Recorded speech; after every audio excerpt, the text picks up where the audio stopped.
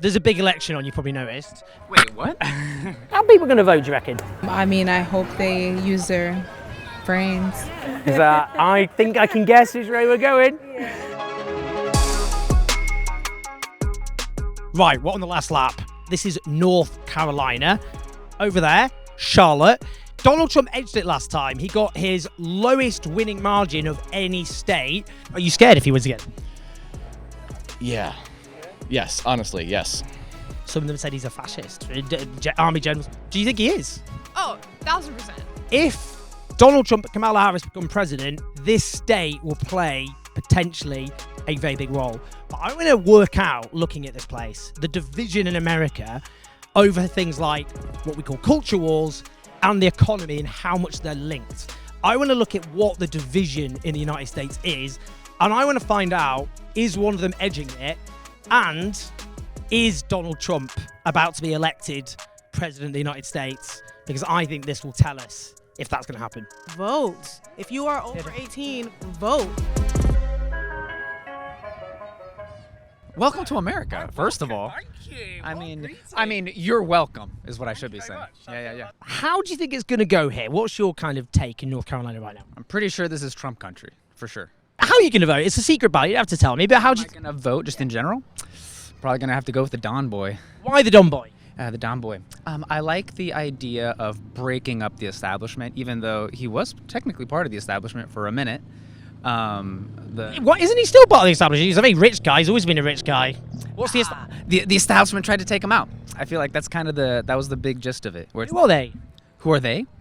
Well, people speculate, but given the nature of how the security was less than superb, one might think that it was intentionally done that. So, obviously a very Christian man. Do you think Donald Trump? Yeah, he's not gone stuck to the letter of the Bible, I'd say, in terms of his history. Do you think, as a Christian, someone quite serious misconduct, history, allegations against him? I mean, if I could have a theocracy, I would. But Genuinely, you'd love a theocracy. Unfortunately, we can't do that. So, an actual theocracy. I mean, the kingdom of God will be a theocracy. But I guess while we're here, the biggest issue, I suppose, is I'd like to end the wars. I'd like to really just get out of all of them. Which ones? Ukraine, for sure. Okay. I think that we shouldn't really be enticing the Middle East to do whatever they want. I don't think we should be picking fights with Iran. That's interesting, because a lot of people around Donald Trump, I think they quite like kind of supporting Israel doing what it's doing, particularly to Gaza. Do you support that? I think that we should let the second coming come organically. I don't think we should kind of spice it up. You know what I'm saying? Especially when we've got infrastructure problems, there's hunger here, there's a lack of unity here. So I hate the idea of us trying to unite against a foreign foe. That doesn't seem good. It's a pleasure. Dude, absolutely. This hand, and this hand. And this one. Protein all shake. The hands. Yeah. I spoke to some people here who were very pro-Trump. Why do you think, because this is going to be 50-50, maybe North Carolina, it'll edge one way. What's driving it, do you think? I think some people have certain values or morals that align with him, and maybe that's why they're voting that way. Me personally, even if I agreed with his policies, I wouldn't be admitting that I would be voting for him if I agreed with his policies, because I just think that outwardly he's not shown to be the greatest person. This is a really rich country, but a lot of people are struggling quite a lot. Do you think that's what's driving a lot of why people are kind of frustrated? Do you think that's part of it? Yeah, I think that happens every election. Every election, people are frustrated. There are certain policies that they agree with, don't agree with. I feel like that is going to happen every election. Okay, so if you had a bet finally, what do you reckon? I mean, I hope that Kamala wins. Are you from around here? Are you North Carolina, born and bred, or? Yes, I'm from North Carolina, originally from Boston. How do you feel it's going to go? My suspicion is that Trump will win. Why do you think he's got it? I think people are frustrated with the Democratic Party. I think there's a lot of things that they have issues with. They've got issues with foreign policy, the sort of weakness projected globally by them, with inflation, and with their attacks on freedom of speech and other issues like that. People working in their jobs now could lose their job for mispronouncing somebody. Is what in terms of people's pronouns, trans people. Right. I mean, Is- so wh- that's how- compelled speech, and that's telling me that I have to lie to another human being. I have to lie to keep my job. Isn't it? I have to call you a girl when I know you're a man Well- to keep my job, and I'm being compelled to that type of speech. Just on that, whether or not you accept the gender of a trans person or not, does it cause you that much pain to just? I mean, Okay. why is it? Why are you suffering? It doesn't cause me pain, but I don't think I should be forced to lie. Should I be forced to lie? I'm trying to work out the gain you're getting versus the loss they're getting. What we're gaining from this is that we're not spreading the social contagion of transgender. There's a messaging in fifth wave feminism Right. which is trying to state that there is no gender, that human beings are a blank slate. Is being gay socially contagious? I think that there's such a thing as, just as the left tries to say that there's structural oppression, I think there's such a thing as structural temptation. Right, so do you think genuinely people are gay because they see other people being gay and therefore they become gay? I think that men can be tempted into different forms of sexuality. Do you think you'd by be tempted to be gay? pornography. Sure, I think anyone can be tempted to be Really? to do any type of sexuality Okay. if they get exposed to enough pornography and enough issues. And so I do So think porn turns people gay. I think that men can be tempted into all types of different Right. types of sexual perversities Do you by think being- other people practicing those perversities. Is being gay a perversity? I think that any sexual relationship outside of marriage is probably not healthy for the people. That doesn't mean I hate gay people. Right. Why is it so divided here? It's like 50-50. How would you sum it up? Why? What's going on? Ooh. Very easy question. Right, super easy. Sunday evening. I don't know, I think just like being in the South makes things like a little bit more complicated, and Charlotte's like a melting pot, so like you end up being a little bit more blue here, but you go to rural areas and yeah, ends up being red, which I don't know. It's makes the state really interesting. What's driving like Trump supporters, do you think? What's the big passion behind him? Why do people like the people who like him? Why do they like him? I think everyone's just in an echo chamber. Like, I think everyone's already decided a long time ago who they were going to vote for. And there's not really much that you can say to change anyone's mind because they're just saying the same things to each other in this, like, fishbowl, whatever they're in. Is America just two different universes now? I think it might be. No matter who wins, stuff's gonna be like, yeah, I think there's gonna be like some like unrest. Really? Do you think things could get? I mean, because last time it was January the 6th. That was like. But do you think it could be like a bit worse? Not to try and like. I'm not ruining you. I turn up laughing, joking around. I'm like, is the country having a civil war? I don't know about worse, but I could see some kind of protest or something happening again for sure. Oh. People who work for him, some of them said he's a fascist. Army generals. Do you think he is? Oh, 1000%. Yes, there's no doubt. He's like spewing racist comments, and even when he says, well, I'm not racist, he's not condemning the very openly racist people who are in support of him. So Agreed. How do I? Hello. Is he gonna? Maybe he'll get stressed if he's. Oh. What do I do? What do I do? Up, up. Like this. Oh. Hello. Hello. What do you think about the election? You think it's that close? You think it's gonna come down to the wire? Interesting. What do you think? What's the biggest issue facing the United States? Something about seeds. Who would you like to win? Who would I like to win? Kamala. Kamala Harris. It's so knife edge here in North Carolina. Why is it, do you think, so divided, like 50-50? I mean, with it being a swing state, I think that's kind of. I think that's just going to happen, honestly. Like, there's a diversity of people here. And again, also with it just being a red state as well, that's something to take into consideration. A lot of people are moving from up north and, you know, more democratic areas. So now that we're blending together, that just goes with why it's that knife, because it's like half and half, because it's different people here. So that's to be expected. Do you think he'll accept it if he loses? No, I don't think he'll accept it at all. Last few elections has gone for Trump. Is it going to be different this time? This is our first time in North Carolina. I don't know. Did you move here? Florida. What made you move to North Carolina? We wanted to get out of Florida for all the reasons. Ah, I see. All the reasons. Are you scared if he wins again? Yeah. Yes, honestly, yes.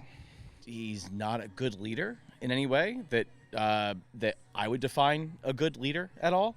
A good leader has to listen to the people around them and make good decisions for everyone, which is a hard decision to do, or hard thing to do, but I just don't trust that he has the capacity of doing that. I don't think he wants to be a dictator. I just feel as if he doesn't have someone like me, especially me being a woman, at his best interest. Like, I feel like some of my rights are in danger. In terms of, I mean, the right to choose.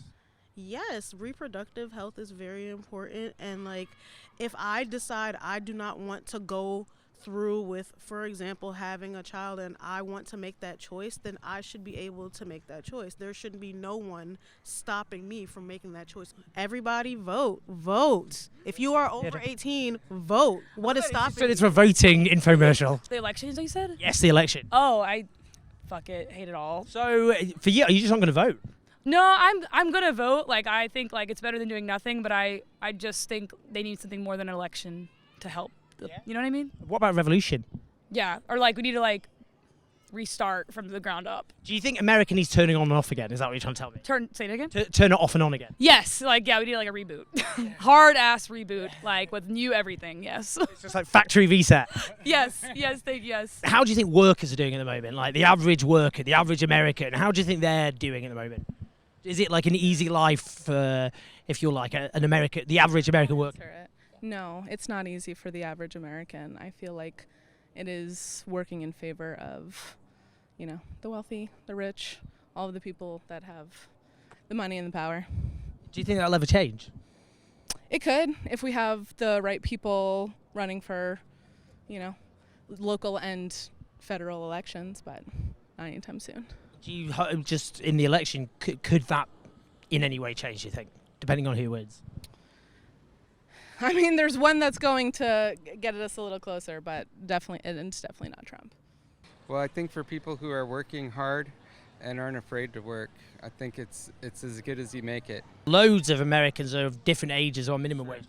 Well, I used to work minimum wage, and what I did then is I had multiple jobs, and I worked 60 to 80 hours a week, and I was able to buy a home doing that. I think that, if you want to work hard and make a lot of money, you can do it. I mean, life isn't a bed of roses. We are all going through challenges and trials and tribulations, but I would give all my credit to God and all the glory to God for anything that I have. So I believe in a higher power, and that higher power, the Bible says the Lord is my shepherd and I shall not want. Who do you think you'll vote for, by the way? I think that I will probably vote for Trump. Yeah, just because I don't necessarily agree with a lot of Kamala's politics, but I'm not saying she's a bad person, I'm not saying Trump is a good person, but we have to have one of those two people.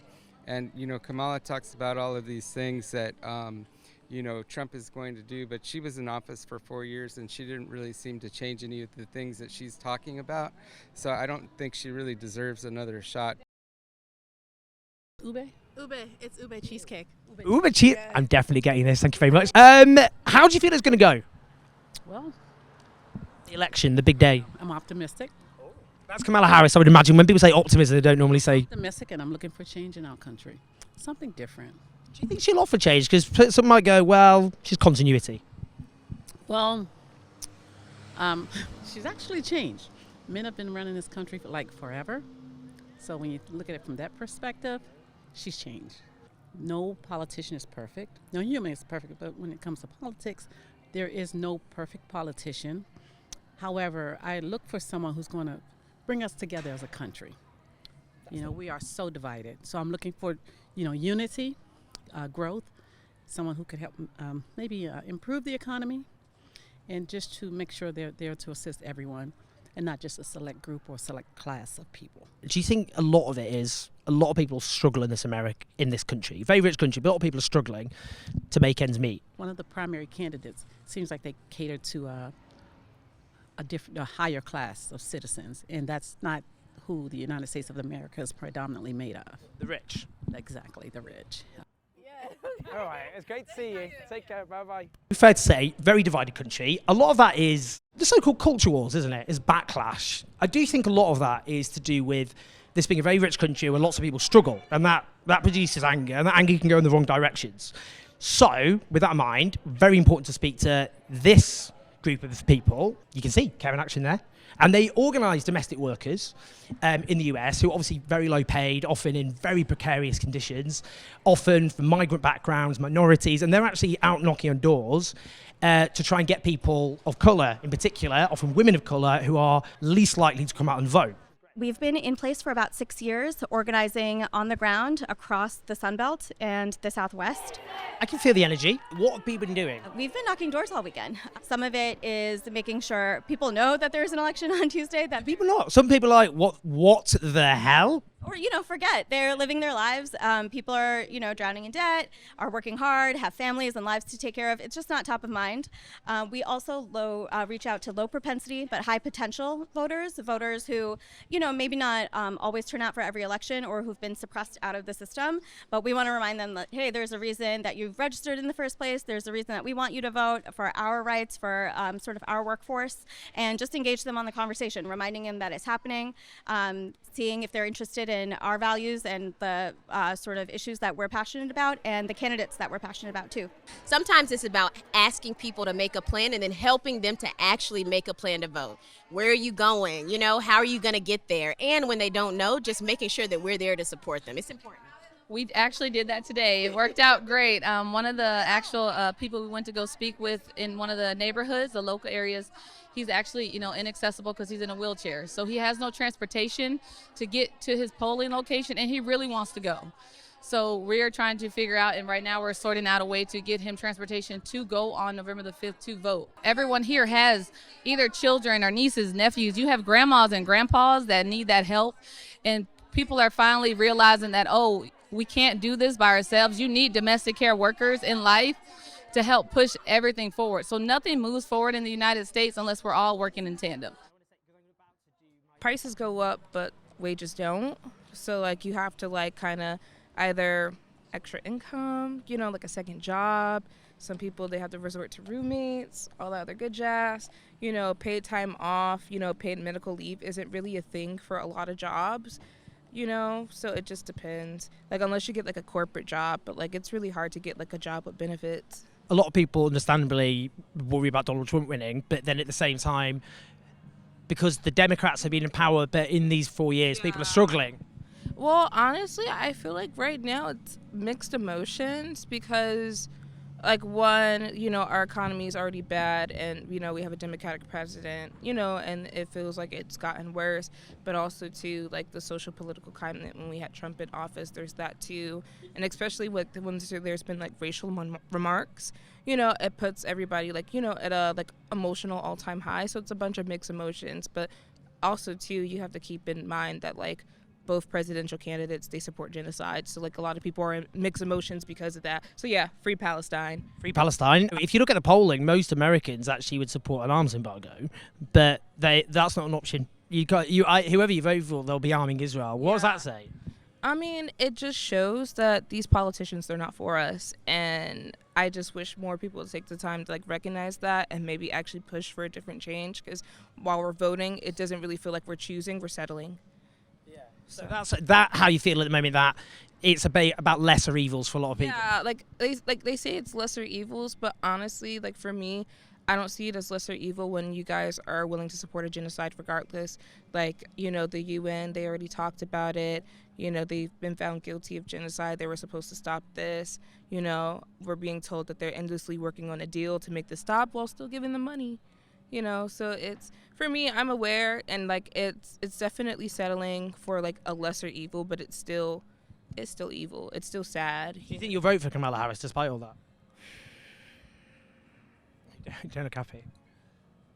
I'm just gonna say no comment to that one. That's reasonable. Yeah, I'm still, because election day is soon, and I'm still weighing my options. I have a lot of friends who are looking into third party. And a lot of people are that's how you're throwing away your vote. But it's just I feel like my friends, their vote is their intentions of what they want to see in their country. Some of the Democrats will go, well, Trump could win this, and if people voted for Jill Stein, the third party candidate, the Green Party candidate, or they didn't vote at all, Trump will win, and then how will you feel? I mean, that's just manipulation. You're trying to use fear to manipulate me. Like politicians are manipulative. Like, we just got to put it out there. And to hear that from a politician, I'll just be like, well, you're just trying to scare me. You're trying to use the fear tactic. And, like, honestly speaking, it's like, you guys are doing the absolute worst right now. We were told that fascism wasn't going to happen under Biden's administration, but I've seen constant videos of college students getting arrested. You know, they're getting the tear gas and everything for protesting the ongoing genocide. So for me, I'm aware of the problem. It's really tough because it's just like, I feel like for me, and I'm pretty sure there's other people who feel the same way as me, we can scream it from the mountaintop and it just feels so hopeless because, you know, this is still the fear tactic, you know, like, if you don't vote for this, they're going to win. And, you know, all because you mentioned, like, there's another option. But, like, at the same time, it just feels like, you know, it's two wings of the same bird, really. People here don't really know who's the next president. What I think they do know and they don't like is it is a very divided country, and it's become divided over issues like culture, and it's become divided, well, it was always divided on the economy in terms of how many people are struggling in a very rich country. And all of that is feeding a lot of the tension which Donald Trump's movement has benefited from and, if we're honest, deepened. How is it going to pan out? Well, we're going to find out, aren't we? But we're going to go to Pennsylvania, which is another swing state. So we will, I think, get a good idea of what's going on by that point, because we're on the very eve of the election. Certainly there.